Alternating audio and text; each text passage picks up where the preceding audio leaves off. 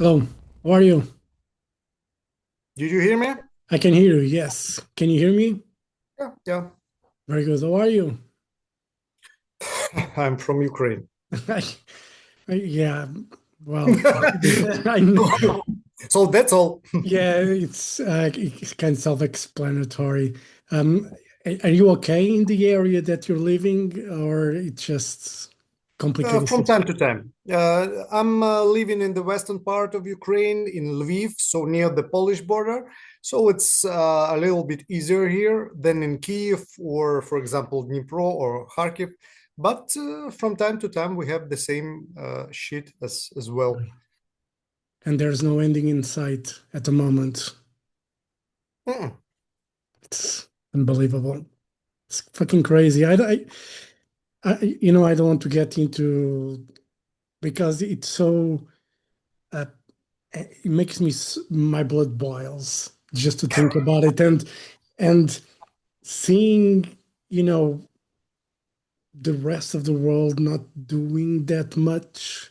you know it's, I mean, we know we send help and everything, but really efforts to try to end it, no one does anything.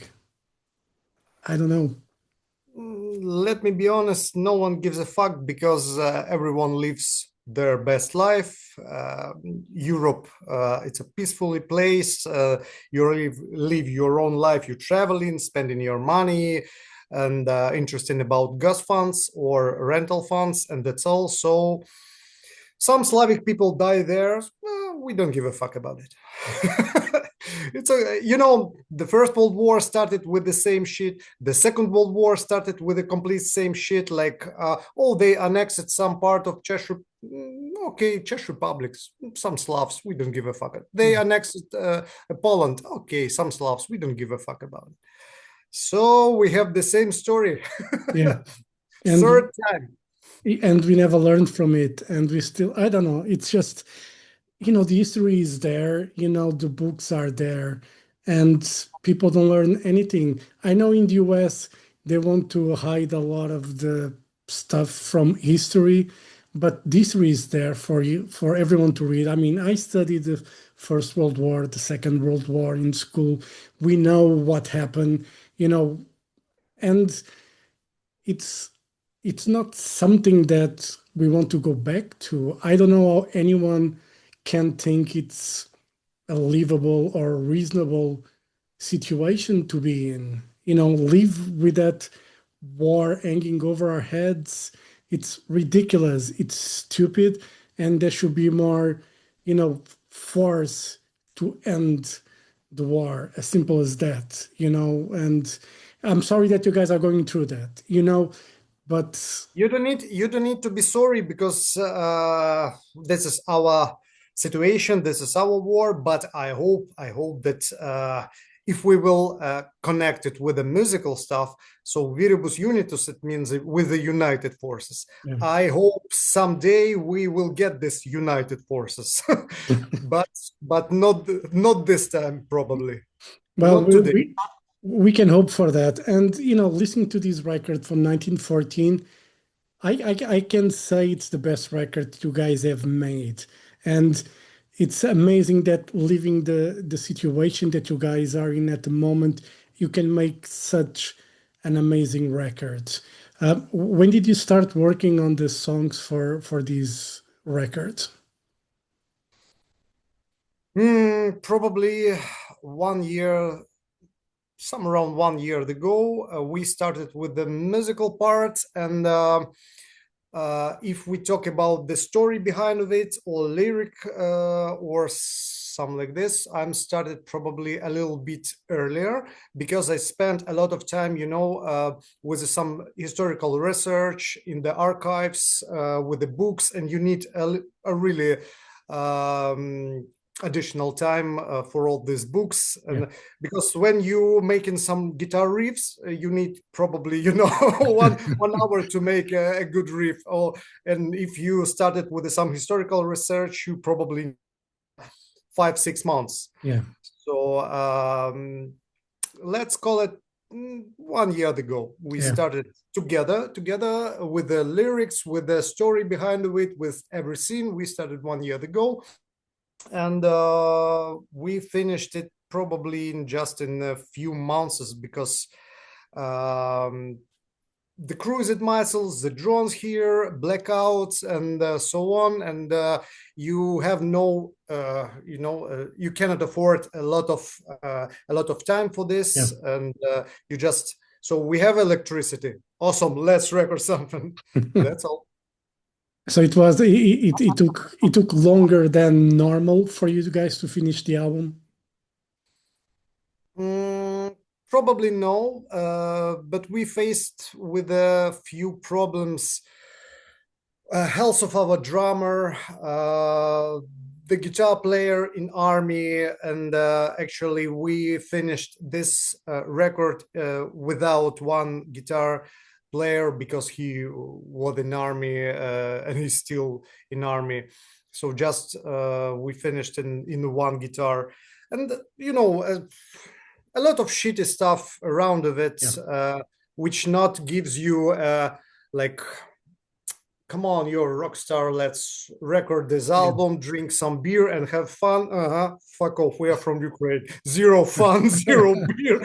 Just let's do this. And that's all, because we have a lot of stories to tell. We have a lot of histories to spread, and let's do this. Yeah. And so this time around, you guys decided to shift the focus a bit on the lyrical side. You guys went more to the emotional sides of those that endure the horrors of war. It's more about camaraderie as well. What led to the slight change in the lyrical approach for these records?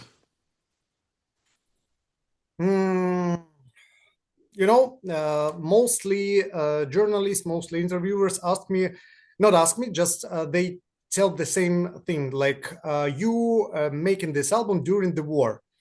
But this is completely wrong, because our album we making during the war, because this war started 11 years ago. So as the 1914, as the band. The war affects us, and our album affects us every time.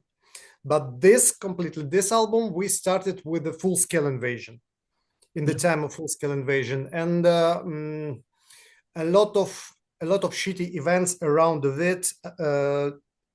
Many my friends have died, and we buried them, and this hits you hard.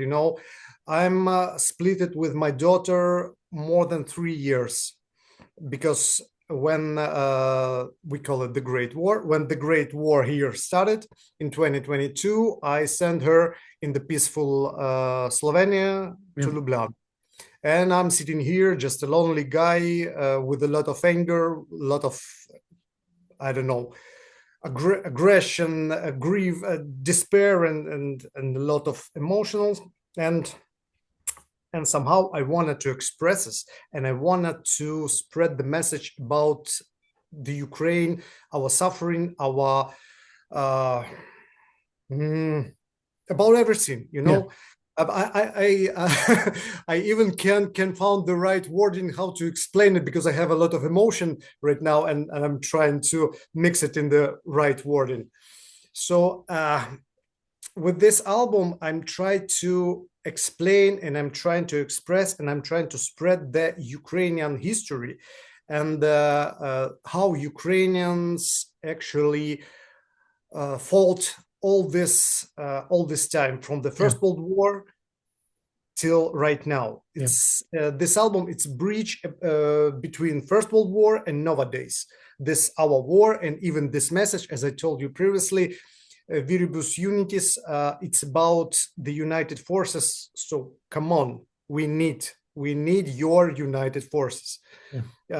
If you remember, there was the old punk rock song from Shem 69, if the kids were united, they will never be divided. So the message the message like this. And with this album, I decided to spread the story and share the story about the Ukrainian soldiers during the First World War, because honestly, in Europe, no one gives a fuck about Eastern Front.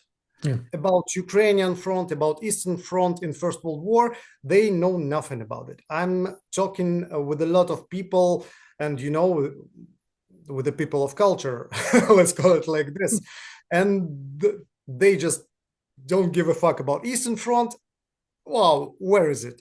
Somewhere in Poland, and you're sitting like, oh shit. Okay, come on. I will tell you the story. So this is my dedication to the Eastern Front and to the Ukrainian actually battles and events, because in Europe you have a, let's call it trademark, like Soma, Verdun, Passchendaele, and so on. Yeah. And mostly people in Europe knows a little bit about these events. But if we talk about Carpathian Winter operation with a sum around 2 million of losses, zero information. 2 million of losses. Can you imagine it? Can you count it? If we will talk about, for example, the Brusilov offensive, 2.5 million losses. Yeah. No one's give a fuck about it. And those events actually were located in Ukraine. And we know about it, but the rest of the world don't give a fuck about it. So my main mission to spread the message and spread the world and to give you to learn something new, So here the events. Come on, educate yourself a little bit more with the music, with the lyrics. Probably you will Google something after then you heard some, I don't know, Przemysl Fortress. You know where that? No. I'm talking about it. Yeah. So, or Carpathian Winter Operation. Can you find this fucking Carpathian Mountains on the map? I probably can't. Don't make me look in a map now. So the situation is actually that's like that. that's the thing that it's important that you guys do, that you do what you're doing, with this record and telling that side history that no one knows, because normally what we know is very general stuff and what affected us.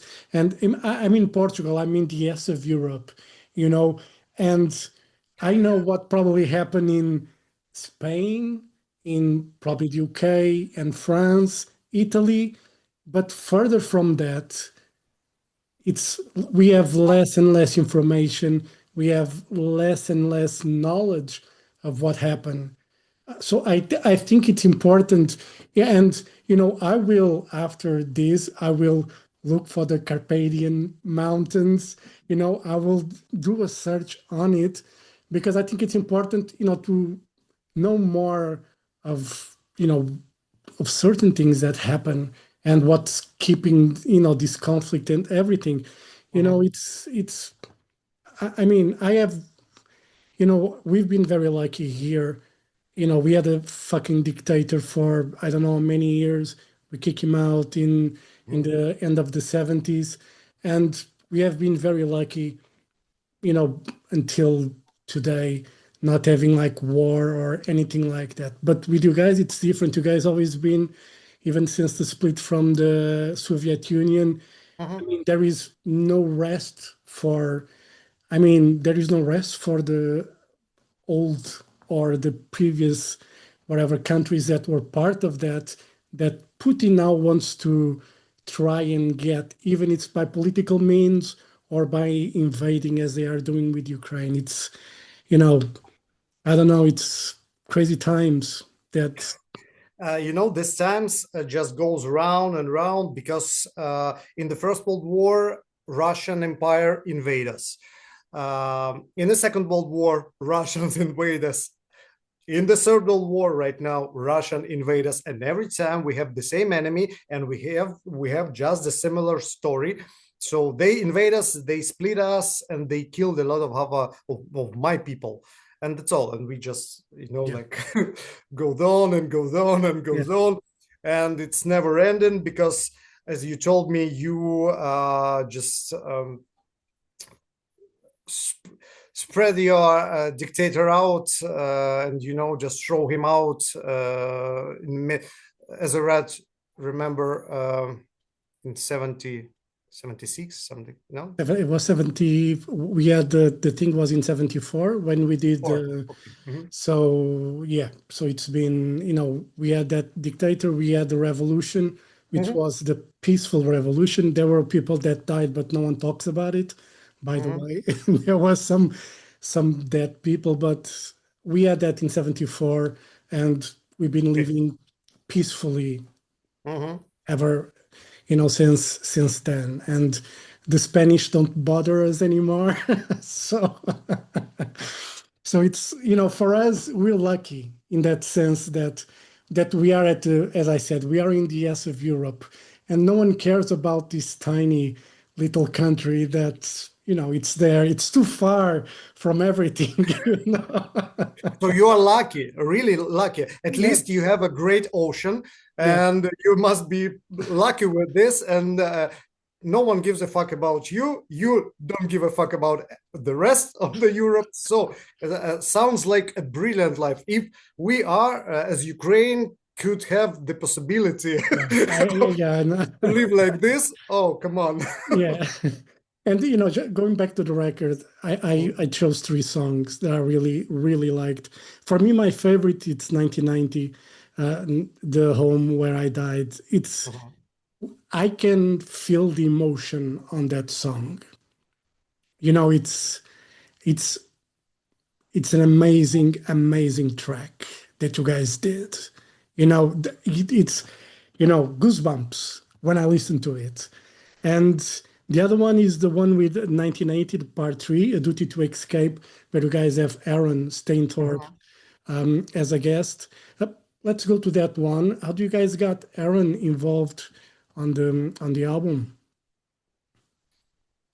I'm a simple guy, just without any how it called um, managing or other. We need to do it like this, or this is a straight way. Fuck it. Okay.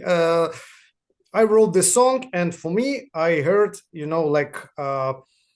here I need a clean, powerful voice. With this song, with this track, I need a clean, powerful voice. This is not my part of work because I'm not good in it. So probably it could be Aaron, and it's all, and immediately I just the same situation with the Jerome with the 1919, but immediately I need a clean, powerful voice, like liturgical voices. Yeah. And okay, I will try. And I just wrote him a letter, just directly to the Aaron. Hello, we are band from Ukraine, 1914. So here the idea, here the lyrics, here, what do you think about it? And he said like, okay, I'm like it. Send it me the demo version and so on, and we'll try. And when he explained me actually about his childhood. He grew up in the Germany in the military family, so he know a little bit more than the rest people about war and about how the country aftermath of the war, Yeah. so he accept this my messages, and it's really great collaboration for me because I'm not a huge metal fan. I'm deep into noise, industrial music, hardcore punk, but from my childhood, I'm a fan of the Great Britain doom metal. Yeah. So for me, collaboration with Aaron, like, yes, Yeah. yeah, it came from my it gives me a goosebumps. It came from my childhood, Yeah. so I'm really happy with this, and it was without any just some marketing stuff or managing stuff, just directly Yeah. hello, and that's all. And it worked well. It's a great tech. And another song that I enjoyed, it's the 1916, the Südtirol Mhm. offensive. great groove on that song. Really, really nice track. It's Did you very know catchy. where is it? Tirol, Yeah. it's in Austria. Don't Mm, tell it to Italian people. No, no, it's I know it's somewhere like in the mountains, probably side. Yep, Yes. I have an idea. I know Italy, Austria, Switzerland. It's something in Yeah, so southern part of Tyrol, but don't tell to Austrian people that it's located in Italy, and don't tell the Italian people that it's located in Austria. okay. This song is also one of my favorites. So how do you came with that that riff and that, because it's a really catchy groovy song in the sense it's heavy obviously, but has like a really nice groove into it. Mhm. Probably, I have nothing to say about about this song. This is not my favorite song from the album. Actually, I'm completely happy with 1915 and 1919, the last one with Jerome. And for me, it's most brilliant song on the album because I prepared the lyrics, I prepared this melody and the main theme like this, and send it to Jerome. Mm, and he's singing it. Ah, oh, I even can. I He actually make the song brilliant. Yeah. His voice, his unique voice. Uh, Fuck all these lyrics, what I prepare. Fuck all these melodies. His unique voice, complete together with Aaron. Yeah. Uh, like, come on. No, 1919, it's the highlight of the record. For It's me, the same. For me, the it, same. And it's really personal song because it's a song about when I wrote this song. I understand this is a song about my daughter yeah. because a lot of I want to embrace my wife. I want to embrace my daughter. She smiled to me, and when I finished it and give it to my guys, our guitar player told me, so Dima, please stop with the fucking emo songs because we are not Bullet for My Valentines. So stop it. But we have what we have. No, I think it's brilliant, and there's nothing wrong in branching a bit in Mhm, a different direction musically if it mhm. suits the purpose and the mood of the record. And I think it does. As I was saying, I think this album is the best that you guys have done. There is some brilliant stuff on this album. Really, really, good stuff. And hopefully you can bring those songs to the live stage soon. But you have to tell me if what's the situation on that. It's going to be difficult to do a tour and play live. We are from Ukraine, and our border actually closed. And we are males, and every males in Ukraine are conscripted. Yeah, So in every minute they can summon us because it's a war. yeah. So how you could explain to for example, to the soldiers, our Ukrainian soldiers in the trenches, they are dying in trenches, and we are five males actually playing the music in Europe. Mm. Yeah. Why? Because I have a long beard, or what? Or because I have a tattoo? It's not fair.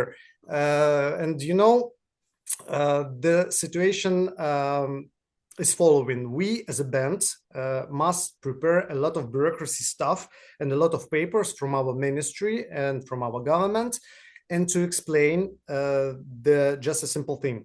We play in the Europe, and we collecting all the donation, all the band's fee, all the money, and bring it back, and all those monies goes directly to the regiment, for example, of our guitar player or of our friends and so on. Yeah. And we buying a lot of stuff like armored plates, helmets, armored vehicles, and so on. We are war volunteering because right now in Ukraine, the males could be in two conditions. Uh, at the front or for the front. Yeah. So you must donate, support, and volunteering hard, or took your weapons and go to the trenches and defend the country. Because we have a three row of conscription. First row, actually the soldiers are in trenches. Second row, actually the not yet soldiers, but the people in the camps, in the training camps. Training, yeah. And the third row of conscription, the guys like me with some health problem because I have a cancer, and they even the shitty stuff, but I'm still alive, and it's okay.